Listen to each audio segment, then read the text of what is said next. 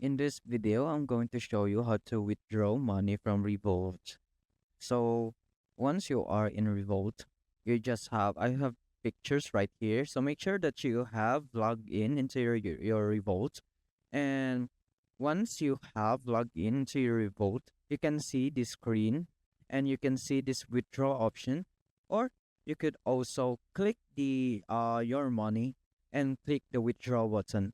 Once you have withdraw your money in Revolt, it will automatically like this, and it will see your transactions like this in the bottom. As you can see, transactions. So if the withdrawal is successful, you can see the transactions below after clicking this or clicking that.